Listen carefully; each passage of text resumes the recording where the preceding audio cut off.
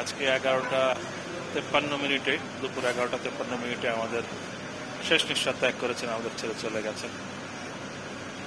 আমরা এখন ইউনাইটেড হাসপাতাল থেকে ওকে বাসায় নিয়ে যাব, গুলশানের রোড 41-এর বাসায়। বাদ আসর ইনশাল্লাহ আজাদ মসজিদে ওর প্রথম জানাজা অনুষ্ঠিত হবে। তারপরে ওকে আমরা নিয়ে চ্যানেল আই প্রেমাইসিসে যাব, ওখানে দ্বিতীয় জানাজাটা অনুষ্ঠিত হওয়ার পরে বাদ মাগরিব বনানী গোরস্থানে আমরা ইনশাল্লাহ ওকে দাফন করব। আপনাদের সকলের মাধ্যমে আমি আমার ভাইয়ের জন্য দোয়া চাই। এটা আপনাদের সকলের, আমি জানি আপনারা সকলে তাকে ভালোবাসেন। আমরা এখন শুধু ওর জন্য দোয়াটা, ওর জন্য বেহেশতে নসিবে হেল্প করবে, আমি পরিবারের পক্ষ থেকে সেটা চাই। আর অনুরোধ করব, কারো যদি কোনো ওর প্রতি কোনো অভিমান থাকে, ক্ষোভ থাকে, সেটা তাকে ক্ষমা করে দেওয়ার জন্য।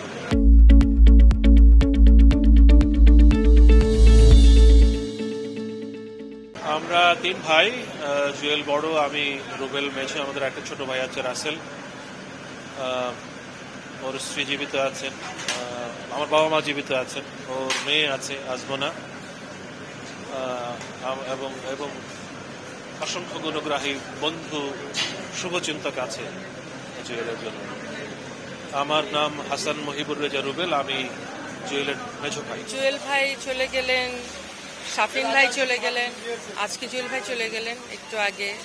ওনার আত্মার শান্তি কামনা করছি, সবাই ওনার জন্য দোয়া করবেন। অপূরণীয় ক্ষতি, বিশেষ করে পরিবার জানে যে কেউ কাউকে হারানোর ব্যথা। আর শিল্পী হিসাবে এবং মানুষ হিসাবে জুয়েল ভাই অনেক চমৎকার ছিলেন, ওনার জন্য সবাই দোয়া করবেন, আমরা অনেক দোয়া করছি। আমি এবং জুয়েল দুজন সহকর্মী, টানা 35 বছর আমরা টেলিভিশন প্রোডাকশন করি একসাথে।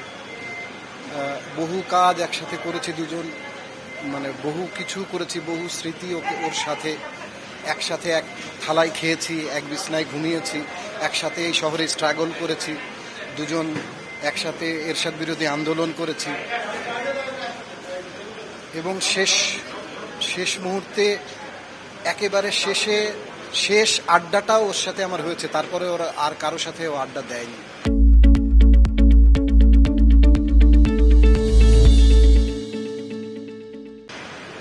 তো আজকে মানে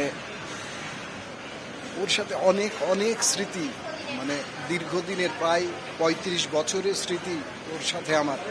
এবং আমরা দুজনেই ক্যামেরার পেছনের মানুষ, দীর্ঘদিন টেলিভিশনের প্রোডাকশন করেছি একসাথে। এবং অনেকেই বলতো দুজন একসাথে কি করে ডিরেকশন করো, তোমাদের সমস্যা হয় না? আমি বলছি না, আমাদের সমস্যা হয় না, কারণ আমি ওকে বুঝি, ও আমাকে বোঝে।